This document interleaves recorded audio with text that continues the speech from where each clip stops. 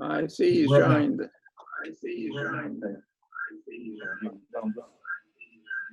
Yeah, we're up now. Thank you, sir. I appreciate that. I hold you one. I appreciate that. I hold you one.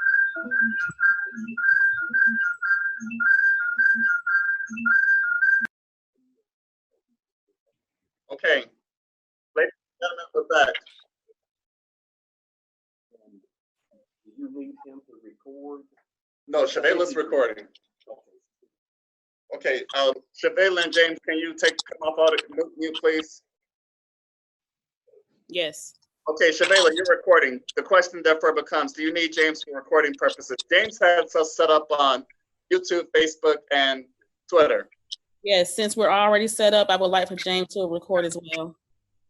Okay, James, you got that? Thanks. Okay, very well. So now we're in business. I apologize for the inconvenience, ladies and gentlemen. Gerald, thank you. James, thank you. So I'd like to ask us to please continue. Now that we have that squared away, that concern has been alleviated. Excellent. Thank you for all your hard work, everybody. Glad to be able to get this back going again. Okay, so where we left off after an introduction into the process, some general themes discovered in the interviews. I'm going to ask just for a quick second, Mr. Gay, if you could put yourself on mute.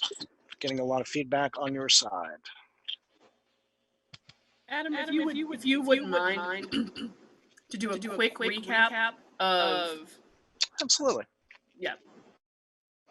So for those who were not online at the beginning of this meeting, my name is Adam Sasso. I'm a senior facilitator with a firm called Kearns & West, based out of California, but I'm local to College Park. I've been a facilitator now for over 20 years. Helping federal, state, and local government on a variety of policy issues and strategic planning exercises. I was retained back in February to assist the city of College Park in conducting a retreat between and among city manager, mayor, and city council, as well as each and every department head in the organizational chart. With free license to take the agenda in just about any way that I thought valuable, but in a way connected to the strategic plan, I began a series of interviews with each of the principals, participants in what was to be a March 21st meeting in Marietta, Georgia, and asked them in structured fashion where they thought there was room for improvement in the execution of the strategic plan, where they saw their own role, and through that process, hour or so's worth of conversation with each of the 21 principals, came upon several themes. First, that they tend to operate in silos responsible for their own unique job areas. And second, that they felt less than robust connection to the strategic plan. The third theme was that they were at times looking back over recent years frustrated by the thought that they were in effect answering to 6 managers between the city manager, the mayor, and 4 city councilmen, each functioning as a supervisor of sorts. Lastly, they felt that their job performance and ultimately their evaluations were not connected to delivering on the strategic plan, and in fact were more qualitative than based upon any measurable outcomes. And when that theme was revealed, I dug a little deeper, asked about the notion of performance standards in advance or in the aftermath of their review, and learned that to their knowledge, there were no performance standards for the department heads. In fact, most of the human resource process was more subjective than objective. So with that information in hand, those themes, I set out to design an agenda for March 21st, which sought to reduce some of those barriers to city efficacy. My initial thinking was that the department heads would meet in small groups and help each other. With me bouncing to different groups, would help each other in small groups to develop their own unique performance standards. My vision then was to bring in city manager, mayor, and council to a collaborative process by which all 21 or so individuals could work together to develop an entire package of performance standards for city government operations. Well, as we all know, in retrospect, along came COVID-19.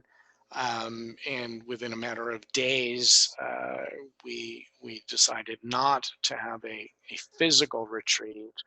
And honestly, with the work at hand, I didn't feel it would be productive to spend 8 hours on a video line working through these issues as a group of 21. So with Terrence's permission and the mayor's permission, we pivoted. I broke the department heads into 4 discrete pods and asked them to collaborate on designing each other's performance standards as we would have done in the same physical presence. While initially I thought that might only take an hour or so of collaborative effort, the lift was a good bit heavier.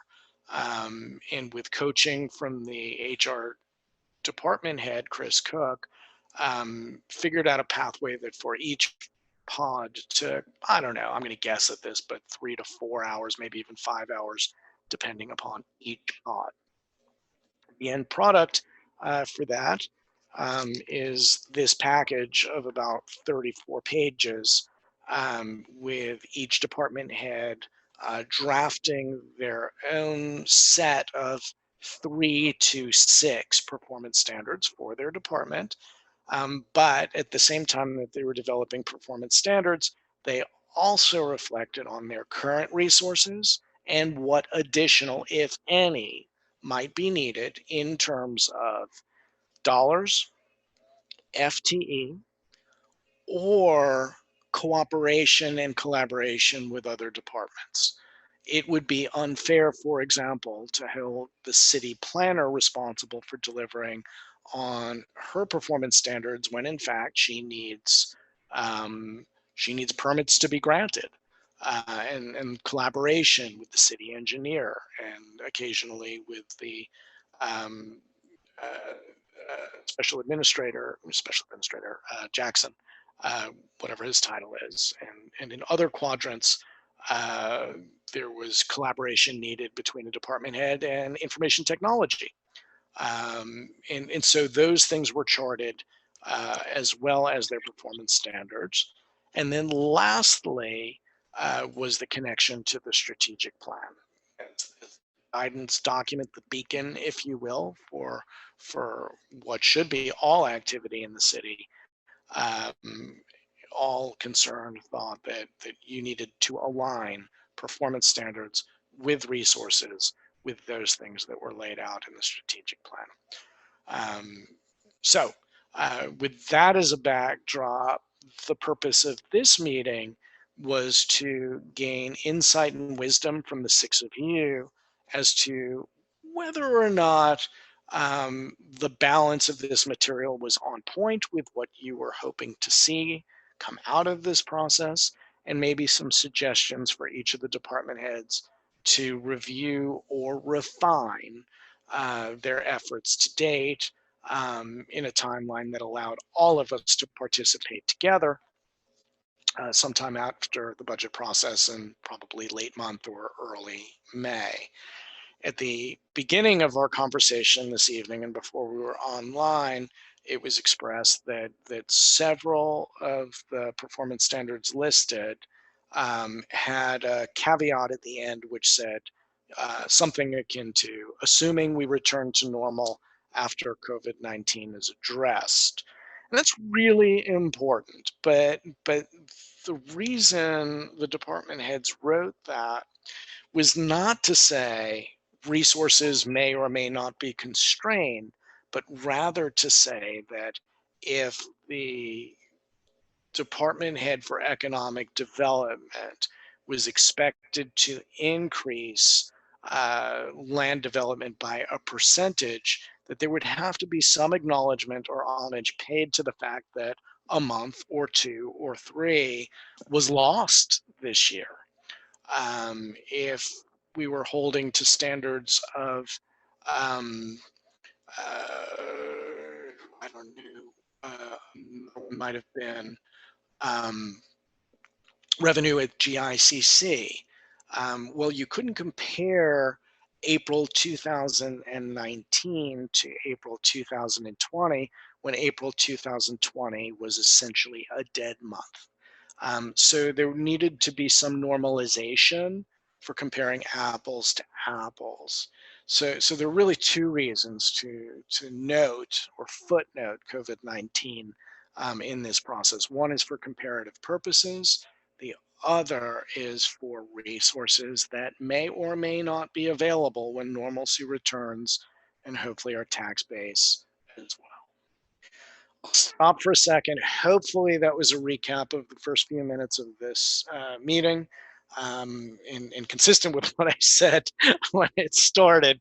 If it's not, this is your time to question and push back. I think that absolutely was consistent. I just wanted to make sure that now that we've gotten the technical issues out of the way, that everyone is up to speed on where we are, and I appreciate that. Certainly my pleasure, Mayor. Any other reactions from the rest of you?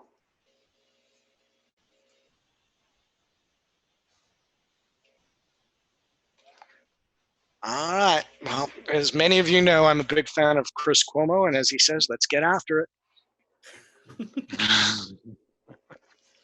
All right. So turning to that workbook, you'll see on page 3, it lists and provides contact information actually for each of the pods. I'd like to take pod 1 first. And in that pod, we had Mr. Walker, Mr. Hicks, Ms. Moore, and Ms. Johnson. In respective order, the Director of Communications, the Chief Information Officer, the City Clerk, and the Interim Director for Recreation and Cultural Arts. Again, these pods were formed with two things in mind. One, each of the department heads had the opportunity to express who they wanted to work with. People who were presumably either knowledgeable about their other departments or had worked with those other departments. And then secondarily, how schedules aligned. I needed to get each group together consistently. And so there are relations between many of these people. Some of them came out at a little new, which was very helpful because they were objectively positioned to question why certain individuals did something or what they were even doing. So these 4 gathered and they worked together to form a series of standards for each of the individuals. If you turn to page 3, you'll see the Director of Communications. I don't know if Mr. Walker's still on the line, doesn't look like it.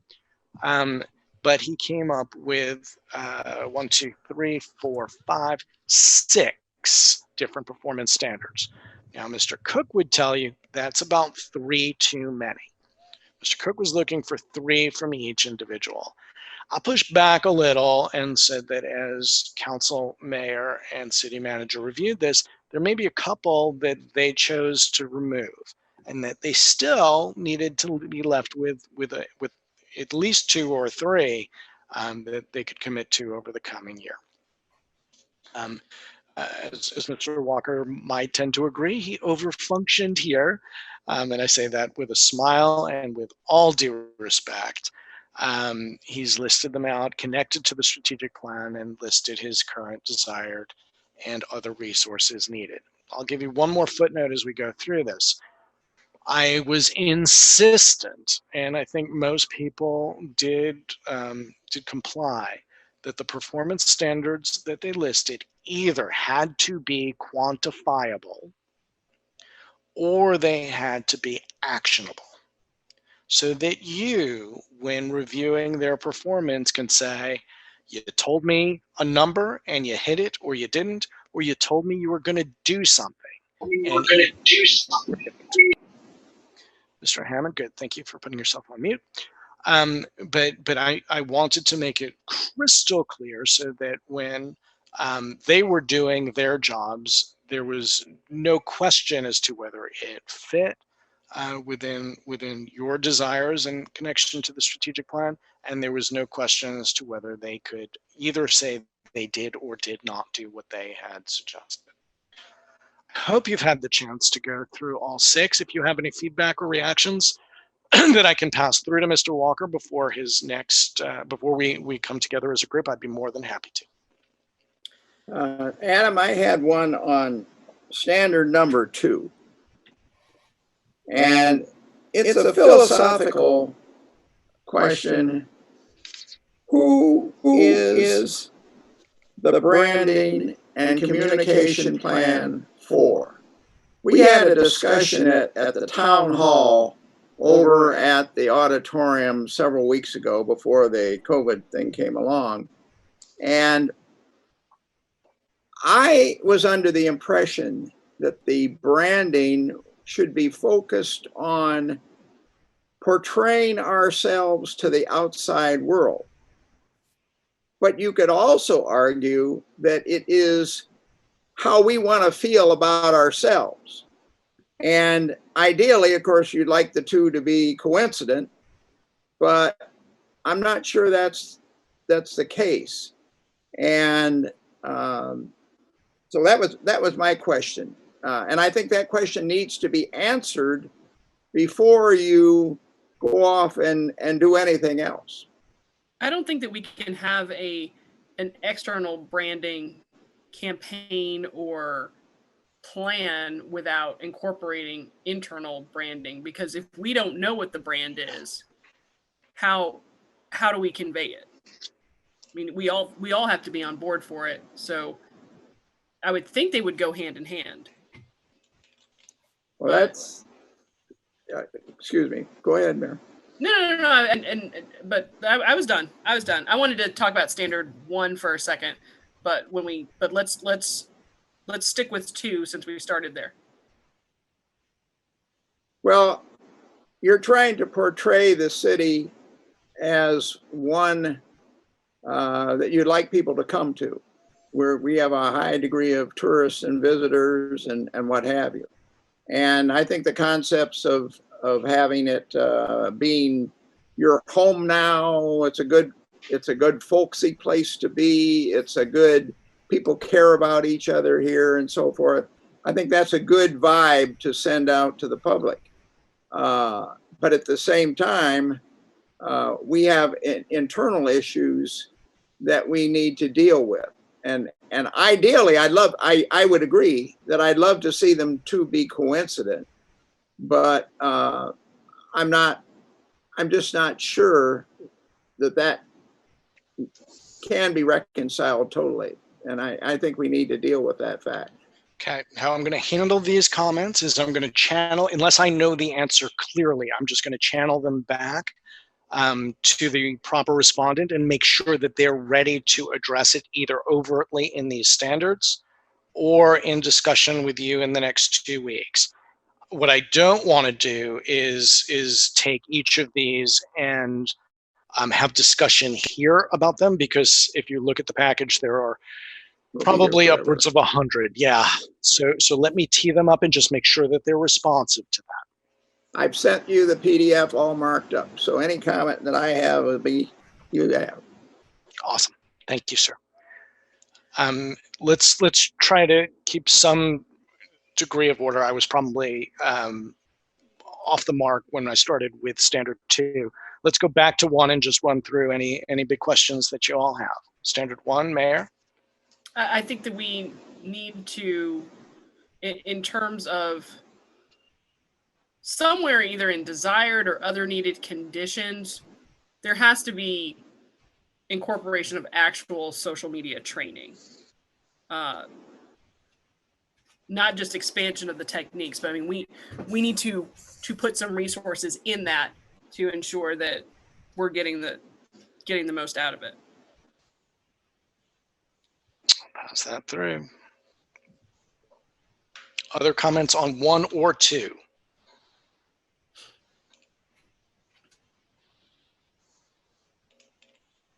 What about 3?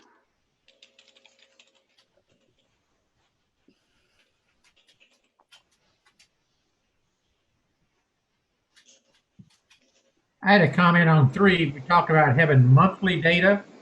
Is that sufficient enough when you're talking about social media? Does it need to be more frequent, or does it monthly? Is that sufficient enough?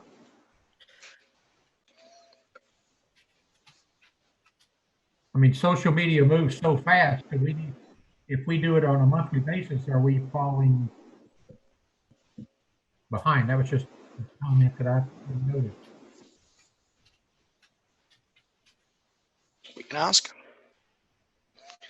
My sense from our collaborative technology folks, we have a pretty robust practice in that space.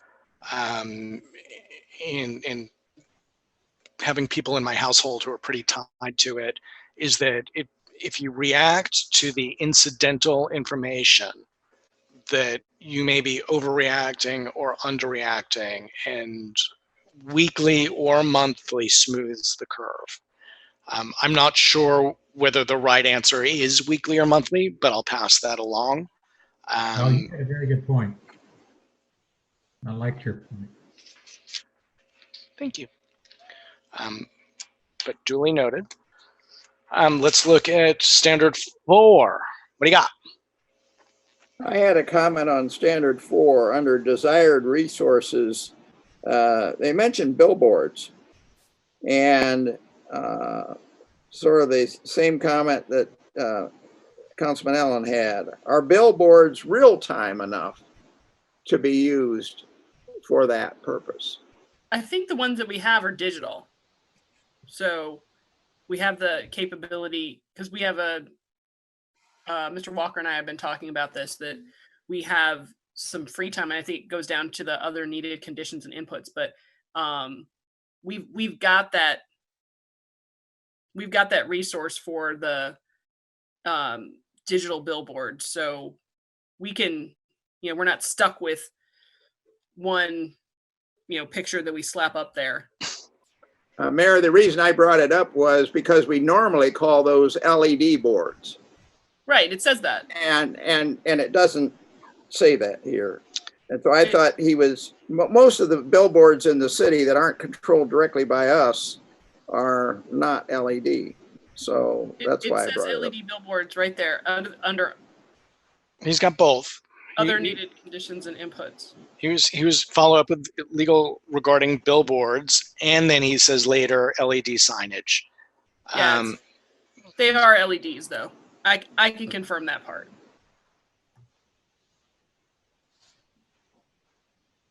Okay. So my notation here is to clean up the language a little bit and just ensure that they are real time and digital. Let's move to 5.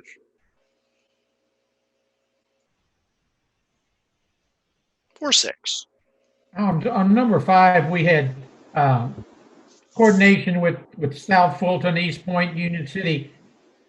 Should we say in there as well, we need to coordinate with Fulton County and Clayton County as well? Just a question. If I may, Councilman Allen, ladies and gentlemen, I think that's an absolute good point, simply because mutual aid agreements do exist with respect to Fulton County and Clayton County. We all work collaboratively together, so absolutely. Got it. And 6 was interesting. It was more institutional as well. Develop a press conference and strategy and policy and location for future messages to be conveyed with ease.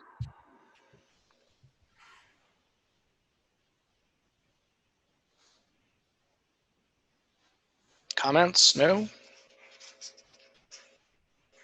Yeah. And you'll have another bite at this apple. I want to be very clear about this. You'll have the opportunity to talk with the principals. I just want to give them a heads up and ensure that they're giving you the tightest set of standards to react to. Let's move to IT, if we may. So This one seemed a little, standard 1 seemed a little vague to me. why is that? Reduce the amount / percentage of how do we know let's say, for instance, that our pedestrian accidents go down by 2 in the following year. How do we know, how do we attach these smart city technologies to the outcomes? Mm-hmm.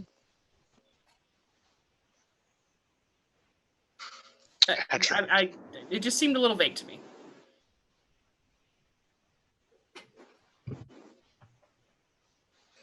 Okay. I will push back a little on this. Okay. Feel free to push.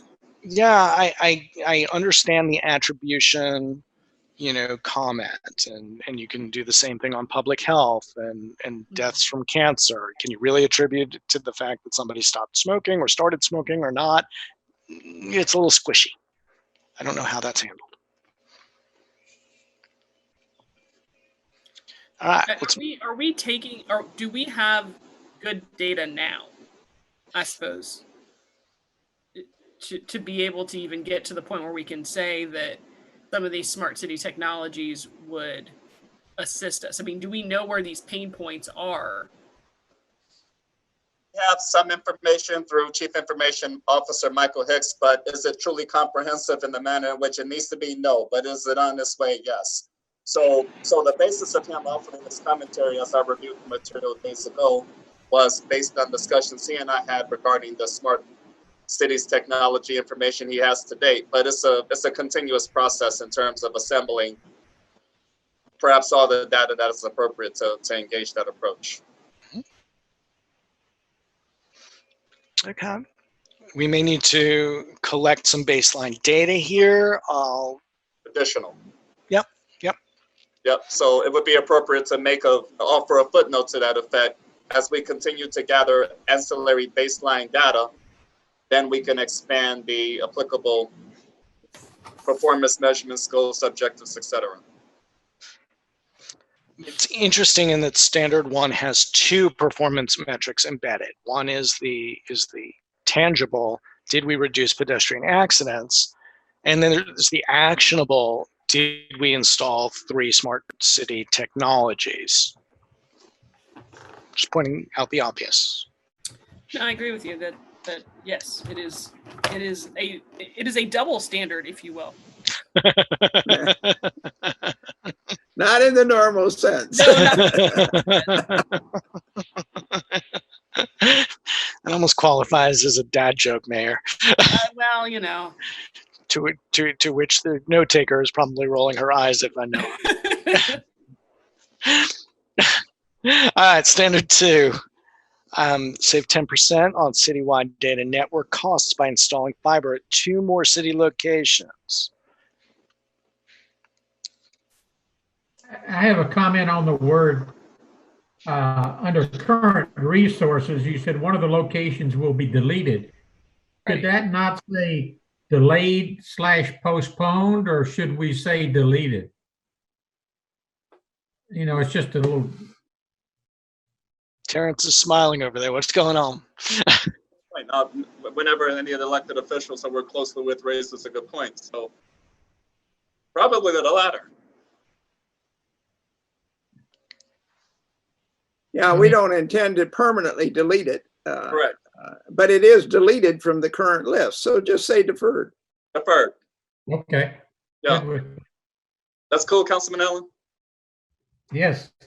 All right. All right. Any comments on 3? 1, 2, or 3? We'll take them all. In regard to 3, I think the increasing citizens user rate, if we install free Wi-Fi, I mean, we will invariably increase the rate. because it's basically zero right now. Right. I think the presumption is that we're on a steady trend line that is ever increasing.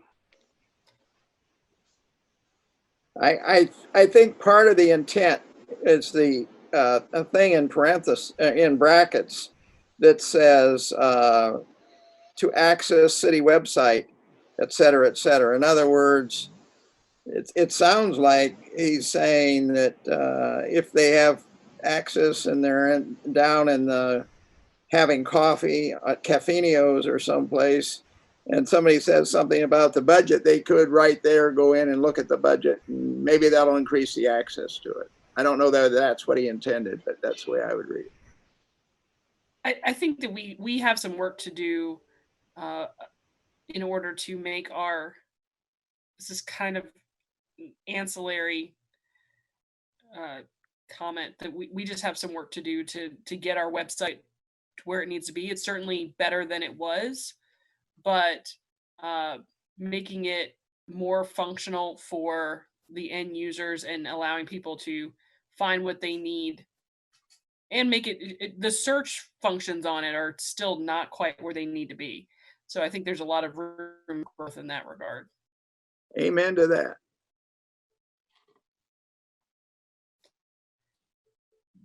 Have them work a little harder on this one. But that's a communications and IT overlap. I mean, that takes both departments to make that happen. Absolutely. In a way. It actually it really takes everyone, because I'm about to say that. Yeah. each of the departments need to make sure that they're contributing pertinent information on a regular basis to make it a resource for people. Well, currently, I believe the departments have responsibility to provide input on each of their areas. So if an area is running behind on a particular department, I lay the primary responsibility on the department head.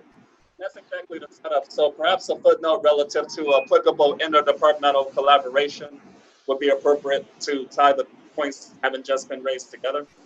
Because that's absolutely correct, Councilman Clay and Mayor Motley Broom. Each department director is ultimately responsible for their contribution in that regard. Are we 100% confident that each department head is comfortable in that role, that we've given them the support that they need in order to make that happen? If I may, they understand their roles and responsibilities in that regard. Some departments are better equipped than others, that's for sure. Nevertheless, during executive team meetings and other joint collaborative discussion, we touch upon this from time to time. So offering a footnote to that effect will be consistent with previous dialogue and direction. But more than I'm talking about the nuts and bolts.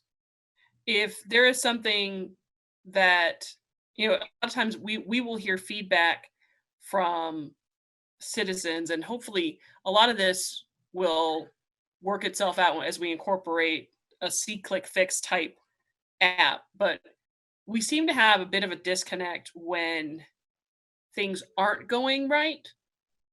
For instance, if we have a truck that breaks down in public works that impacts the department's ability to pick up people's yard waste, how do we communicate that? Are we using the things that we have, including the website? Expect delays here because of this particular instance. Do we have we had gone that last mile to make sure that everything that Public Works needs in order to convey that information, or any other department in regard to a change in service or a halt in service or whatever the case may be, has the capability to do that in a fashion that is clear and quick? Yeah, so a lot of direction has been initiated to get to that place. However, to the absolute last mile, no. Quite frankly, I can make an observation over the last couple of months since Gerald Walker's been back with us. I feel that we are moving towards getting to a last mile endeavor to connect the dots in every way we possibly can. So it's a continuous process. It's on this way, but there's more to be accomplished, and we're pretty excited about it. I would like to see that, and I don't know what the rest of the body thinks, but I would like to see that process formalized. So, if we're holding people accountable for conveying this information and making sure that their departments are up to date online, then let's make sure that folks have the support to make that happen. Fair enough. Yes, ma'am. So if we can offer a brief footnote to that effect in terms of expectations of performance as noted, by all means, please.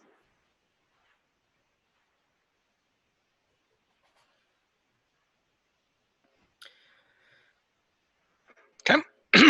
Jotting down notes as we go. All righty, let's turn to Ms. Chavela.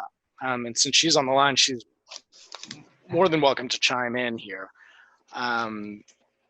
And if she doesn't, that's okay too. City Clerk has 6 discrete performance standards. Let's deal with one at a time.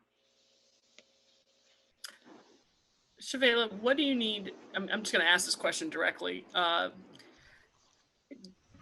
So what does support from upper management and department heads look like in order to reach the threshold of answering 98% of those requests within a 3-day turnaround? Basically, the city clerk's office receives requests for open records. Mm-hmm. However, we do not have the information that the requester is needing. So we'll send that out to, let's just say, police to give us the information. And they're responsible for either responding, letting us know that they need more time to fulfill the request, or saying they don't have anything pertaining to the request. And that 3-day turnaround time turns into like a week or 2 weeks. And we had to deal with the requester, calling our office, asking for updates. And we try our best to communicate with the requester as well on how, we're working on it. But if we don't get any feedback from the departments, we cannot communicate that with the requester. So at least they need to let us know what's going on with the request. If there's more time needed, that's fine. We just got to let the requester know that information.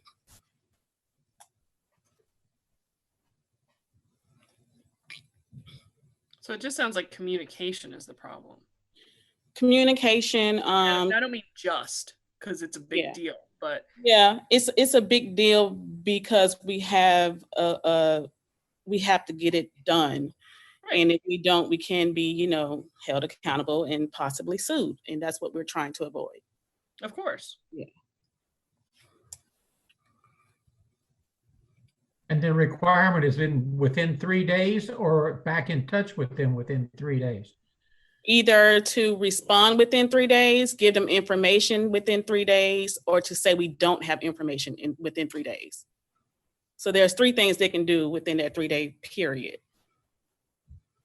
But your response, Shavela, your response to the requester can be either, well, here's the information, or we're going to need more time, and right. Give them a figure for the time. So you translate those 3 things into 2 things. Yeah.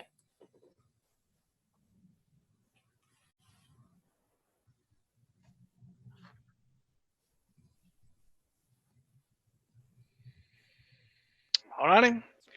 I'm hoping that we can get some more feedback too from Mr. Taylor, from Mr. Gay, from all of you. The city needs every one of you to be chiming in here. Let's move along to standard 2.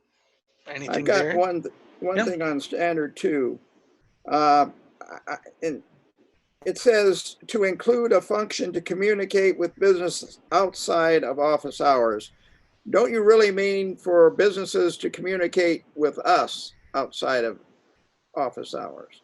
Just the reverse of what it says there, I think. A little bit of both. Really, like right now we're, not working, and we don't have a way to let the businesses know of any news happening around their business license renewals or mixed drink tax payments. We don't have a way to reach those businesses to tell them what's going on. So outside of office hours, that's what I mean. Like right now, it's 7 o'clock, something happens. We have no way to directly contact those businesses as of now. But I believe there's, Mr. Hicks and I have been doing research, and there's, business license portals where this information can be provided, or we could have like an email blast list where we can send out information, but we just don't have anything in place like that right now. So you're saying, like, for instance, if there's a water main break at 2:00 in the morning, you Right. might want to communicate that to our businesses that are impacted in that area, and we don't have that capability at this point. Correct. I think that's a really noble goal. I would expect that the person doing it probably wouldn't be out of business license. I would think they would be more the Main Street manager or the police. But that mechanism, I understand now what you meant.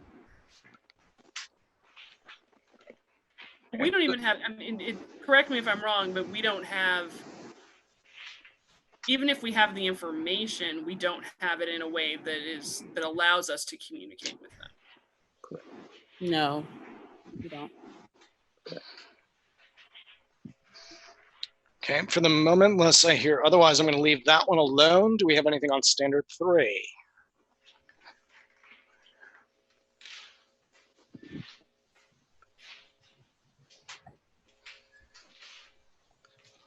Let's move to 4. Curious as to your reactions on 4. Yeah, I had one, Adam, on number 4. It may be obvious, but I assume the computer in the lobby that's accessible to the public is one that would be used for, like, they could come in and access the Muni code, or they could come in and fill out a business license on it, or something of that nature. It's not intended for them to be, for example, to be able to browse the internet on. No. Only for College Park business. Right, and that just needs to be made clear, I think. Okay. Anything else on 4?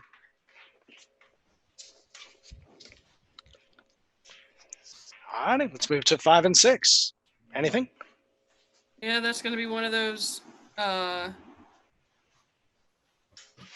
That's going to be one of those post-COVID things, I think. See where we are after all of it shakes out. That's right. Agree. All right, let's make sure there's a notation there. The post-COVID caveats. I know that we talked about. I think did we talk about HVAC last week? Yes, ma'am. It was in the budget. Yeah, it was in the budget. Talked about Yeah. it. We sure did. So I mean, it got in there. Yep. But some of the other issues, keypads, door locking system, cameras, etc., may have to be things that we see how things shake out. Yeah, we discussed that as well, ma'am. And I could not agree more. And I'm sorry, I'm moving on to standard 6. I could not agree more in regard to, I mean, like, other than a proclamation, I don't know what the heck we do for a lot of these things. I feel like a lot of these type of, city clerk week type events are geared more towards staff and not the community as a whole. So just to include the community on certain days of those, designated weeks would be great, I think. Because I've received personal emails asking me, I can't come to City Hall Monday through Friday to get this special gift you're giving out this week. What about after hours? And my response is usually, send me your address and I'll send you something. But a lot of people want to be able to attend these events, but they're really geared towards people that either are coming into City Hall to pay like a utility bill or whatever, but not, just for an event for them, so to speak.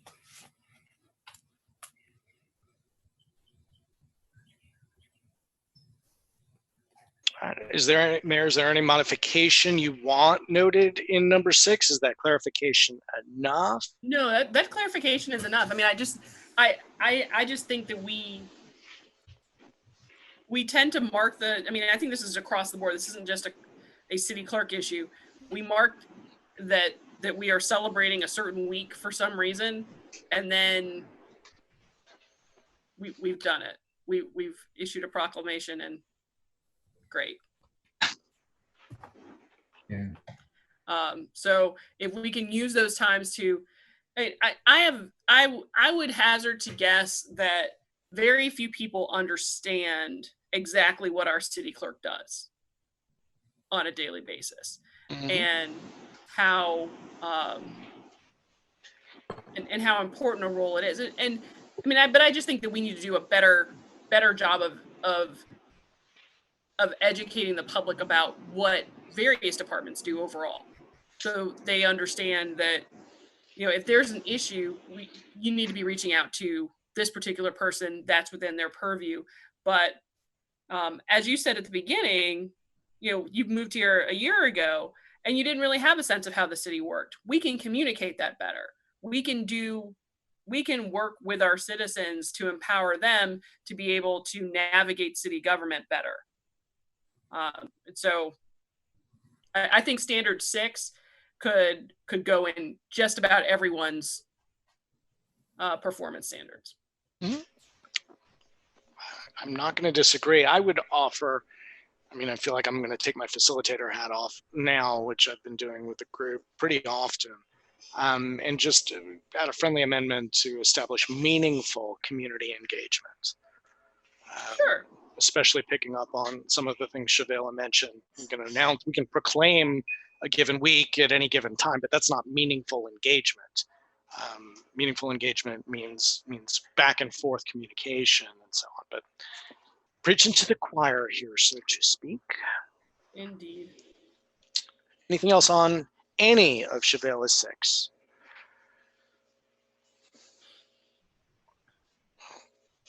A special thank you to Shavela as the only department head represented here for accepting all of that feedback live. Thank you. All righty, the last one in pod 1 is recreation and cultural arts. Michelle really worked hard at this, I will say. We went back and forth, not only in the group setting, but also in one-on-one sessions. Let's deal with standard 1. What do you think? I have no argument with it at all. No questions. It's clear. To me, part of this is a post-COVID-19, the support by hiring additional staff part. Yep. I'll ask the note taker, and I'm also annotating here, just put the COVID-19 caveat. We'll know what that means. Standard 2. I think she's done an excellent job of these. Agreed. Yeah, there were some departments that lent themselves to easier actionable activities and performance metrics. Some were more of a struggle, but regardless of whether you think they did an excellent job or not, every one of them, and I do mean every person on staff, really embraced the challenge and tried hard, you know, to put forward something that was of high quality and worthy of your review. So Terrence, especially, as the one most responsible for this team, please be proud of your group. They worked very, very hard in a time that, well, to say these times are extraordinary is an understatement. Okay, anything with recreation and cultural arts at all? 1, 2, or 3? I'll say again, I do appreciate Mr. Clay, Mr. Allen, Mayor, Terrence for all of the constructive feedback here. Would love to get more balanced feedback from the other 2 council members as well.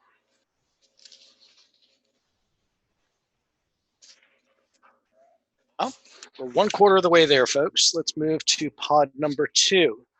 As you are now aware, pod number 2 had Mr. Young, Ms. Washington, Jackson Myers, and Michelle Alexander, respectively from Airport Affairs, the city engineer, new as she is, the special administrator, to the office of the city manager and the city planner. A footnote here is that Oscar Hudson from inspections was also a part of this group. As you know, he's fallen victim to COVID-19, and so I'm confident that when he is up to it, he'll participate in the exercise. Now is not the appropriate time for him.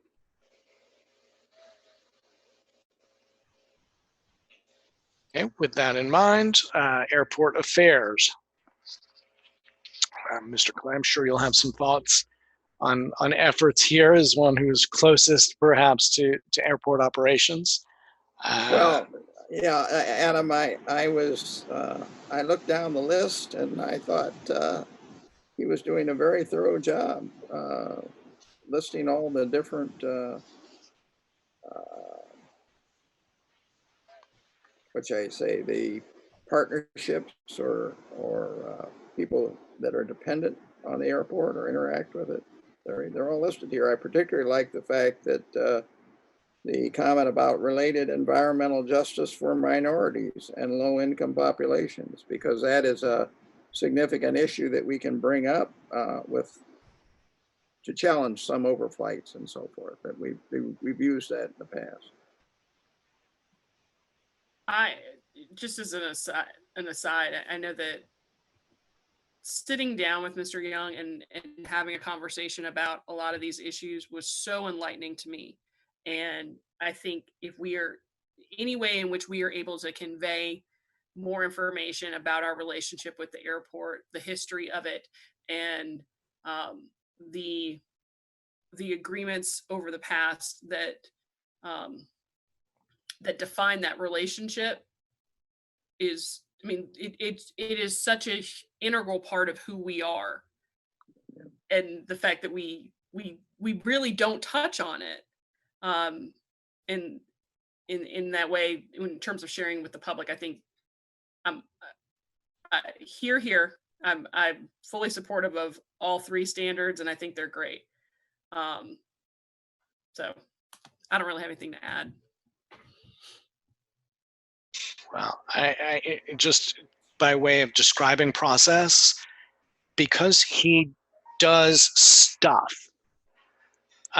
He goes to meetings. He is a liaison. It is especially hard for somebody in that job description to come up with measurable, actionable things that aren't part of his day-to-day. And I'm pleased that you're happy with his deliverable, because it was more of a struggle for him, I think, maybe than anybody except for Jackson. But I'll be sure to convey your level of satisfaction to him. As I said earlier, if there are things that you want to go back on and annotate, he'll certainly be very responsive to the feedback. That was always my sense in all of the conversations that we shared. I think the struggle that we will have, as we work to convey the information, is doing it in a digestible way for our citizens, because some of it is very in-depth, very technical at times, and sometimes, like, I think we'll need to have some sort of filter if we're sharing the information. Like, here's a link to the information, the documents, but here's the broad brushstrokes about what this agreement means, and just kind of a sort of a citizen's guide to our relationship with the airport. Does that make sense? Well, it makes so much sense that maybe it's worth having that as a performance standard. Well, related to that, some cities have actually tapped into flight display capabilities, for example, so that people can look actively. And we've tried to get the airport to do this more or less off and on, but we could do it ourselves. You could actually have a display. I mean, I do it all the time at home. The displays where all the flights are. And if you see one that flew over your house, you can click on this interface and it'll tell you, if you put the time in and click on it, it'll tell you what flight that was. Now, we could do something like that. It's technically possible. I'm not, I would rather see the airport do it, frankly, but that's another way to outreach. I'm only laughing because when I've needed a quiet moment around the house, I'll go out to Princeton Avenue when the planes are landing from that side and just watch them come in. I am that guy who will park in the parking lot. And it sounds like, Mr. Clay, you're that guy too. Yeah, I found home at College Park. A bit of the human side. I know my folks are always concerned that I share too much of that, but I mean, we're all people at the end of the day, right? Mm-hmm. Okay. Well, I do want to just, I teed up a question. I did not hear an answer, but is there a need for Mr. Young to develop a citizen's guide to relations with the airport? Is I that think it's a great idea. Yeah, excellent idea.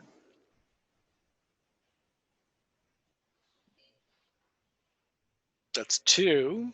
I don't know if Yes, I'm sorry. I don't get a vote technically, but yes, yes. Okay. I'll even help. Okay. We're gonna put you down for that. Make sure to note that. City engineer. She would probably say to me, Adam, can you please let everybody know that I just started and I'm Got drinking here, from right. the fire hose. So suggestions on any of her three. She did come at this very aggressively, and was very open to the suggestions of those in the group who had been here far, far longer. I'm sorry, I cut you off. No, go, please. On standard 2, I thought we already had the qualifications in public works on erosion control, but I don't know what a red card is, so it'd be nice to have that explained somehow.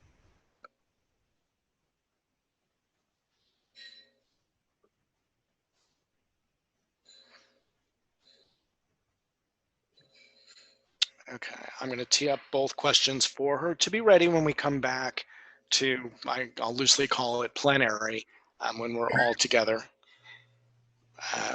I'll ask her to address whether we have erosion control standards and to explain the red card. Yeah, as far as the other things go, standard, for example, standard 1 and 3,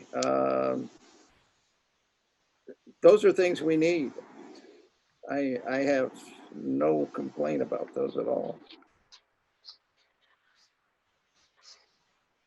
Other thoughts here? To me, I had the same comment on the red card, and I had on there, are there other terms that I need to know about? Or again, it gets back to communications and learning what's going on. So, I don't know how you get that information back out of it, but communications so that we understand what a red card is and other terms that might be used.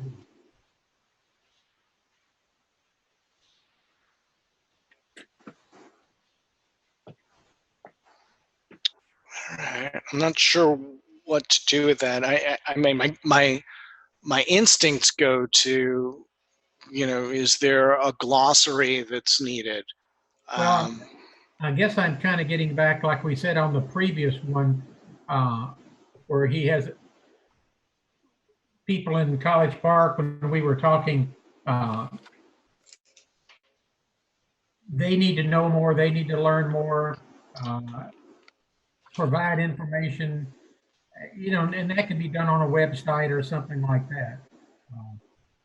Like we did for, airport affairs, where we said we need to know more about what's going on at the airport. There might be some other terms that we don't know about, with the engineering and the support that they give. I think that's an excellent idea, Ken.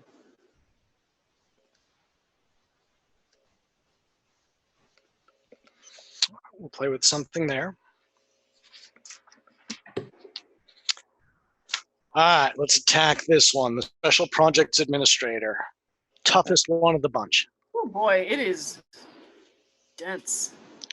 It's dense, but I mean, you all deal with Jackson all the time. I can't speak for my direct experience with him and knowledge of what he does, but oh my gosh, he knows everything about everything and embraces the challenge to deliver on it all. Whether he does or not, I don't know. But man, what a wealth of information. Mm-hmm.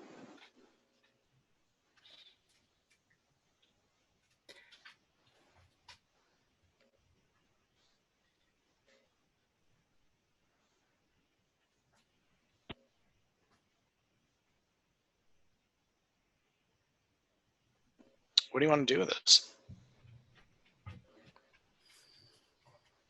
Which may be an invitation to say, really interesting, got to digest it, and we need to talk one-on-one with them. I would go with the latter. I just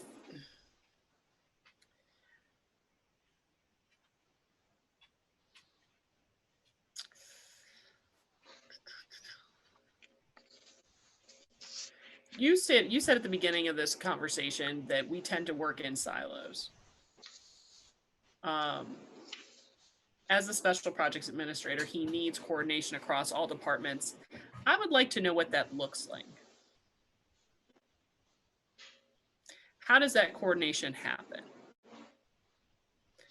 Because I've heard that we don't have it, but I'm not certain that we know how to achieve it. How many ladies and gentlemen? Go ahead. Go ahead. That's fine. Go ahead. Thank you.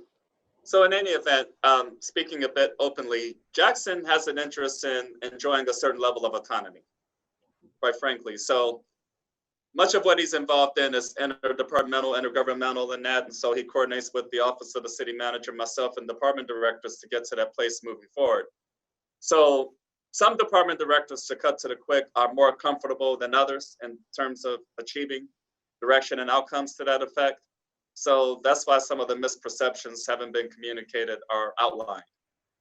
Generally speaking, I think people are professional. People want to achieve, work well. He's involved in a number of ancillary activities. He's a member of the Office of the City Manager Strategic Planning Committee for the reasons I talked about, because he does engage with multiple departments in that to achieve certain outcomes in that. However, because department directors have their level of accountability, they own and support that going forward.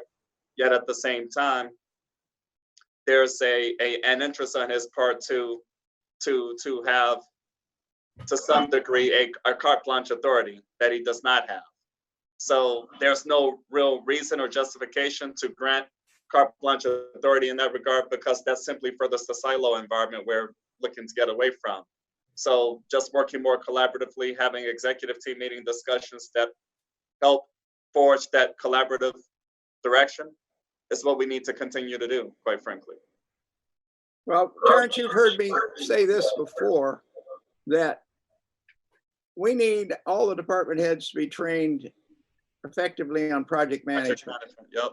And one of the issues that we have, and it will help to break down silos, is to have good project management. And I think that Jackson needs to have clearly a role in as a project manager for projects that cross departmental boundaries. All of them don't, or that are big, I should say big projects that are cross departmental boundaries. If you have a small project and a department head has most of the work in it, then he's the project or she's the project manager. And they interface with other departments that they work with, but they carry the lead on it. We need to know on every project who is carrying the ball, who's the quarterback. And it might be Jackson on some, and it might be a department head on another, but they all need to be able to cross departmental boundaries. That's correct. And that's part of the dynamic I spoke about just a couple minutes ago before you responded. That's part of the collaborative effort we're talking about, because we've done more in the way of developing project management skills crossing multiple departments in that. For a long time prior to getting to this place, Jackson was regarded as the par excellence in terms of project management. However, other department directors and some of their section administrators, quite frankly, and other key staff have since developed skills in those areas as well. thus the need to continue the collaboration I just outlined. So I think we're all on the same page here. So for Adam, if you can offer a word or two to reflect what we all just talked about, I think that might be helpful so that we can go forward in that regard, because that's the direction in which we've been heading for a while. So I say that, Councilman Clay and ladies and gentlemen, because more has been done to develop project management expertise over the last couple of years. It's a continuous process, nevertheless, but I think we're moving in the right direction. I don't understand. We've We're said just a lot talking- of words, but I don't understand. Okay, we're just simply talking about project management. So No, I understand that we are discussing project management. My question is, we need coordination across all departments. What are we doing to make sure that happens? Because I've in anecdotal information that I've learned, we're not. I mean, is that a formalized process? Is that something that is a cultural shift that we're attempting to make? What does it look like?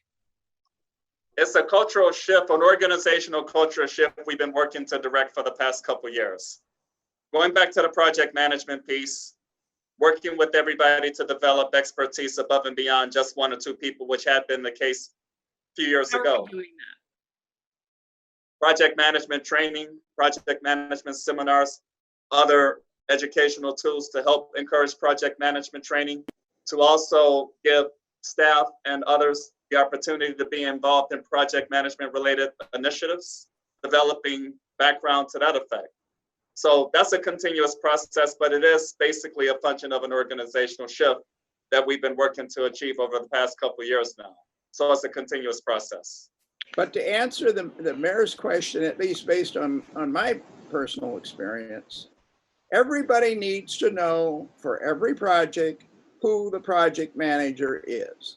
And if it's Mike Mason, who's the manager on the project, and he has to coordinate with you, Richardson, Mike is the project manager. He's got the bulk of the work. He's got the bulk of the complexity. You has to help, but on a project basis, you takes direction from Mike Mason as to, well, this is when I need to run the cable under the alley or whatever it is.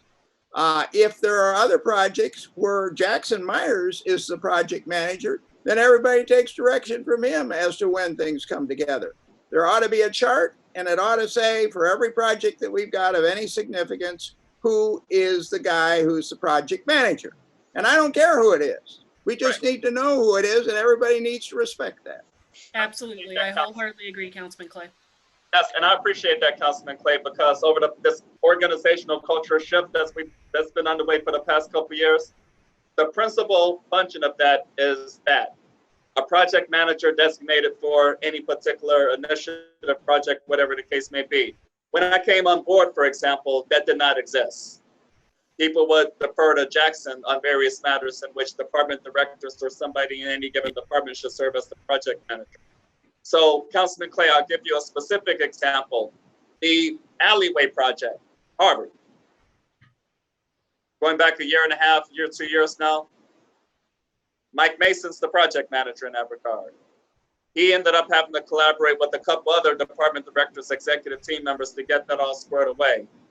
That was a bit of a shift because not a lot of people were terribly comfortable in that regard, because the previous format had been let Jackson handle it because he deals with DOT. You and I spent time talking about that. That's a notable example in which we started making that shift happen. In terms of other endeavors, Main Street, for example, dealing with the Georgia Department of Transportation, that may be Jackson. Buffett Road with Chick-fil-A corporate headquarters, it may be a co-project manager relationship between the engineer and Jackson Myers. There have been some disconnect between the former city engineer and Jackson Myers in that regard, in which they had to be brought back together to understand that role and function of being co-project managers at times. Because you do require a professional engineer that is not Jackson, but he has a lot of background and experience to bring to the table. So that's a cogent anecdotal example of what was achieved in that regard. That alley project. So here's, without getting on a project specific level, here's an observation that may allow us to go forward with Jackson in this exercise and better city operations on a broader level.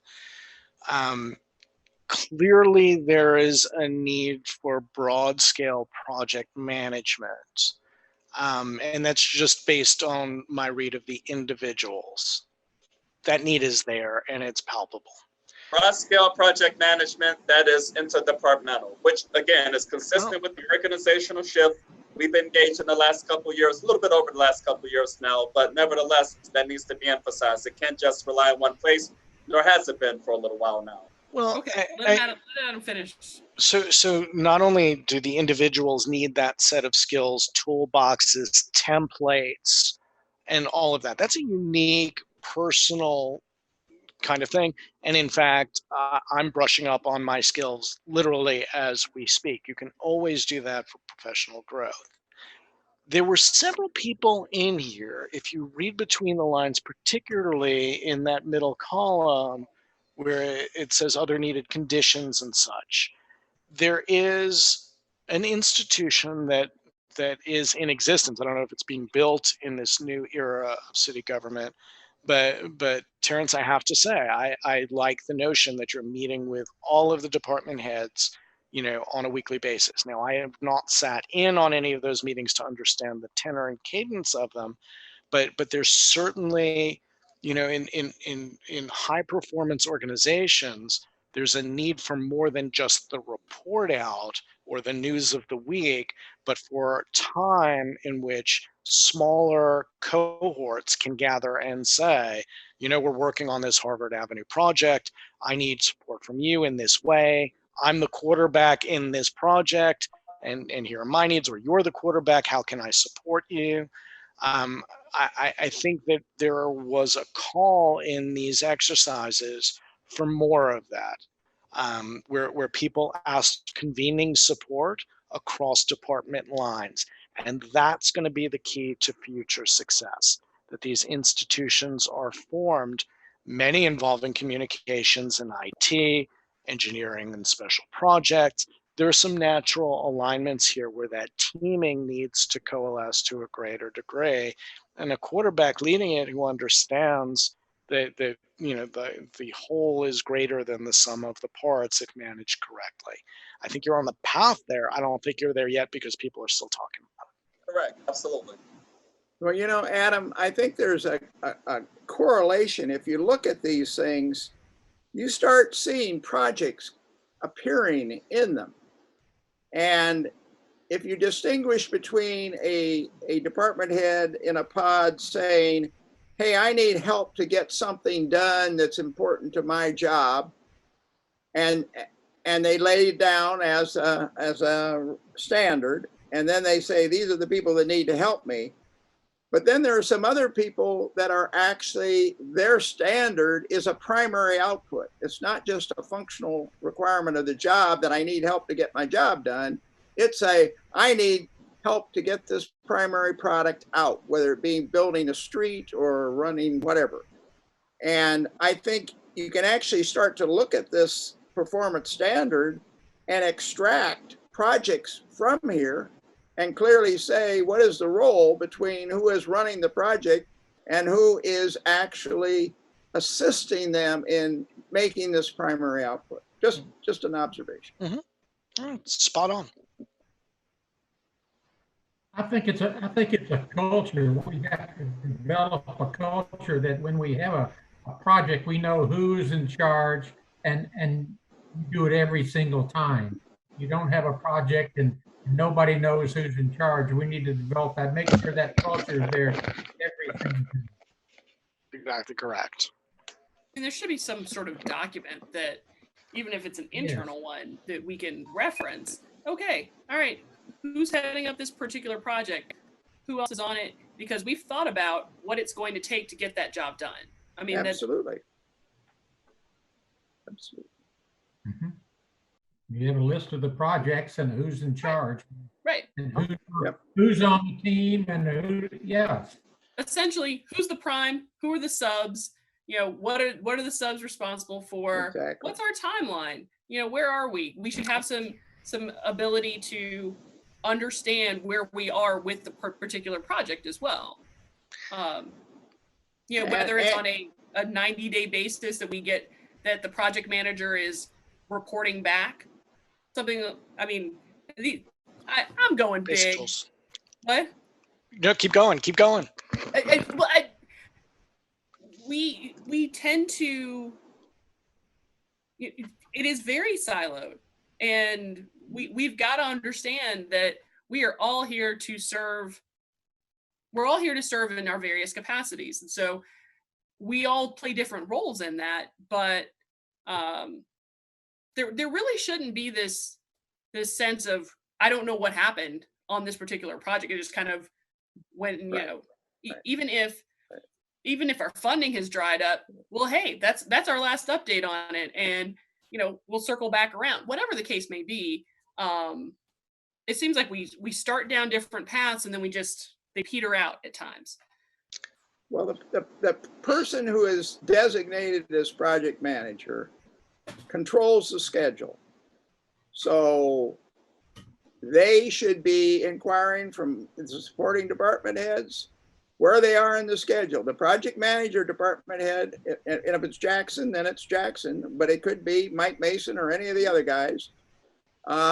They say where they are on the schedule. If there's a problem with the schedule, they work out the details on the schedule and they replan the schedule. They hold meetings to replan the schedule. That's right. And when they're in trouble on cost, they figure out ways of getting out of the cost problem. And that's what the project manager does. And it could be any one of them. Right. Well, and so there's a toolbox that each of them needs, and they clearly do not have it for the most part. Amen. You know, there's executive function here too, and one of the comments that I got back from the department heads is, are we doing this for city council and mayor and city manager? Because they should have these too in a transparent environment, you know, and who's managing the project managers, and are the lines clear? We're not doing that exercise amongst the six of you, but it's something you may want to consider doing amongst yourselves. Who's the head coach and managing all the quarterbacks? I think that goes to Terrence. Amen. Yeah. Yep. Couldn't agree more.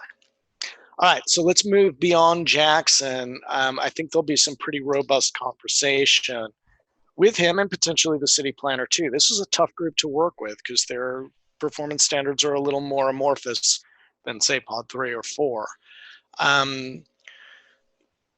You may want to think about how we'll handle this after the 27th, because working between and amongst 15 people, you know, even if you only give them 10 minutes each, that's a lot of time.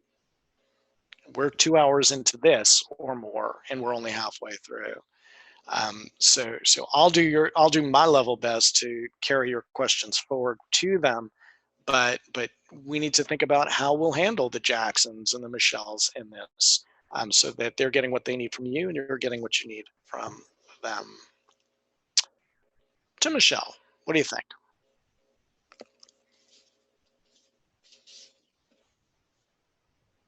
She had 8 standards.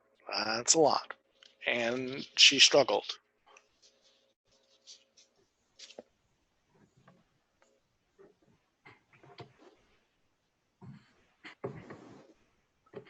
Well, I can jump in on standard 2. I don't know how you do 100% efficiency, for example. I need something more tangible than that.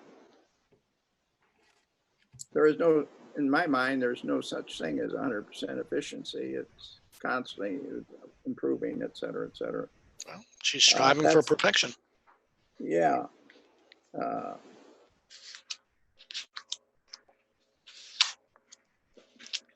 Yeah, usually you put it in terms of hours required to do a task or cost or something of that nature, and you are constantly trying to improve the hours per task.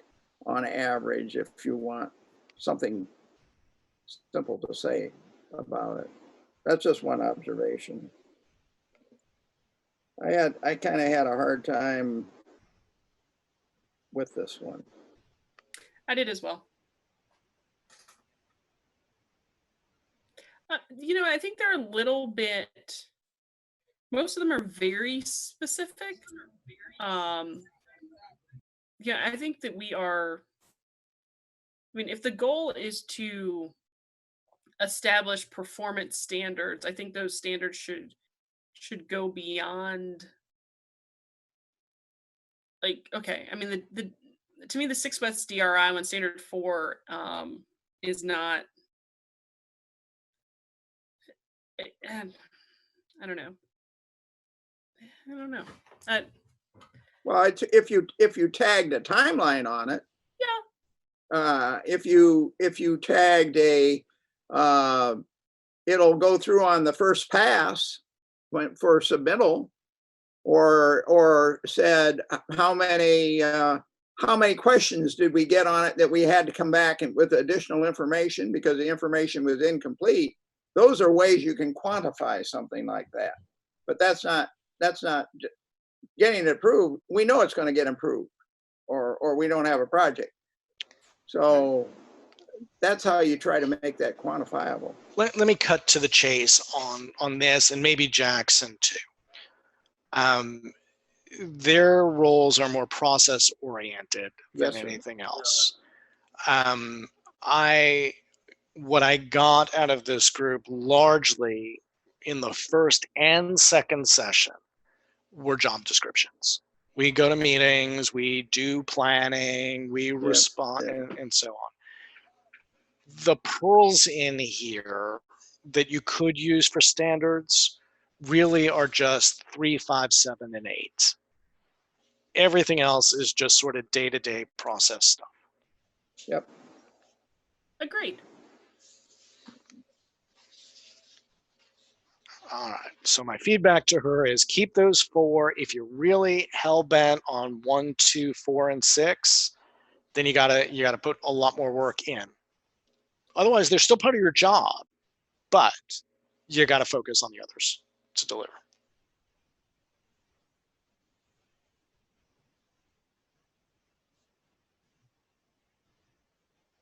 Any Amen. objections? Okay.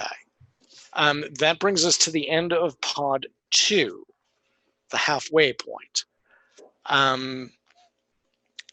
Do you want to continue plowing through, even though energy levels are a good bit lower than they were an hour and a half or 2 hours ago?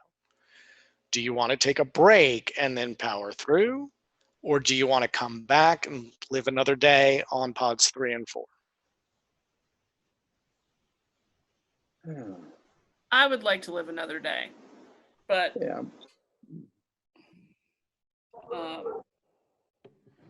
I think that's a good idea. That gives us, that gives a break, gives us a chance to look at a few things. and this is important stuff, and we should give every pod the attention that it deserves, and at the pace that we are going, it'll be around 10 o'clock, and we should give everyone the attention they deserve. And this next pod coming up is a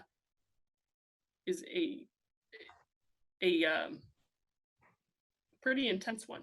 So it's the one people will notice more than anything else. I will say that pod, and I know Chief Elmore's been really busy, but other than that, they crushed it. I really like what they wrote.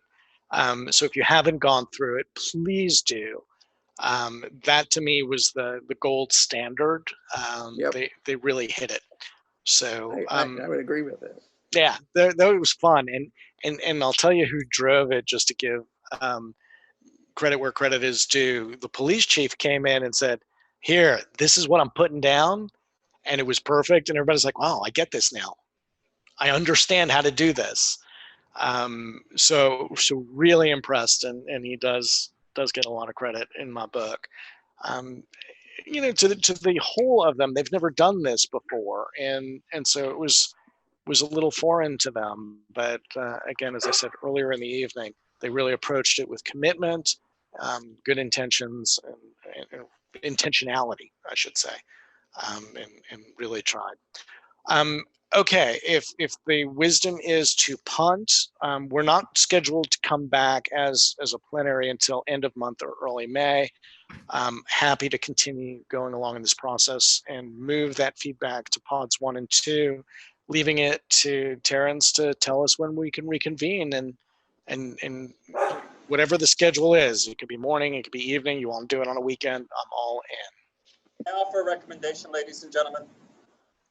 So we have budget workshop this coming Wednesday. We also have council meeting the 20th, 21st, and 22nd, 21st and 22nd, our budget workshop meetings. For the week of the 27th, there's only one meeting, and that's a budget workshop meeting, the 29th, the final of the 5 of them. May I suggest we have class 3 and 4 in this setting, 6 o'clock Monday, April 27th. From there, Adam, we can then begin to make arrangements for the department director presentation sometime in May.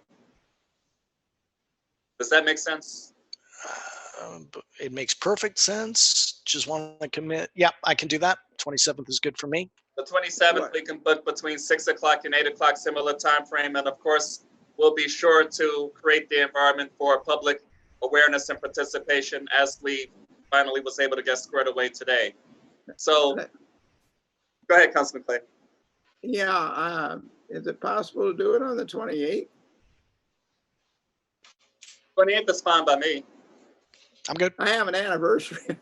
Oh, well, fair enough. Not that we can't work it around. We work around everything else anyhow. The 28th is fine by me. That's one day prior to your last budget workshop meeting. So the 28th and 29th, that's fine by me if it's okay with everyone else. That's fine with me. I was gonna have to use that same excuse if we were gonna move it to Saturday the 25th, because that's my anniversary. So Okay. Sorry about April. Mine's we tomorrow. won't do it on yours if we don't do it on mine. Okay. April 28th it is, What time? 6 p.m. Thanks. So let's commit 6 to 8 roughly, and we go from there. And from there, Adam, once we complete that exercise, you and I will touch base, working with everybody for the department directors sometime couple so weeks thereafter to follow up with that presentation to the council members per direction as we've outlined. Yes? Absolutely. Okay, so Adam, you're good with April 28th at 6 p.m., yes? Yep, I'm going to put a hold on my calendar, and then I guess Rosalind will send out the connection information. Yes, I'll take care of that beginning tomorrow. Councilman Allen, are you okay, sir? I'm fine. I just want to thank Adam for all the work he's put in on this. Did a very good job. Yes, sir. My Councilman Clay, pleasure. you good to go? I'm good. Mayor Molly Broom, good to go, ma'am? Good. Okay, very well.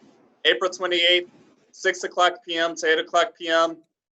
Class 3 and 4, and off we go. We look forward to it. Excellent. Thank you, everybody. If you have any feedback on the way things went, doing things differently, just let me know. Y'all have my email. Will do. Thank you so much. Pleasure. Thanks, all. Have a good night, everybody. Good night. Good night, all. Good night, ladies and gentlemen. Take care. Thanks for everything. Bye. Good night.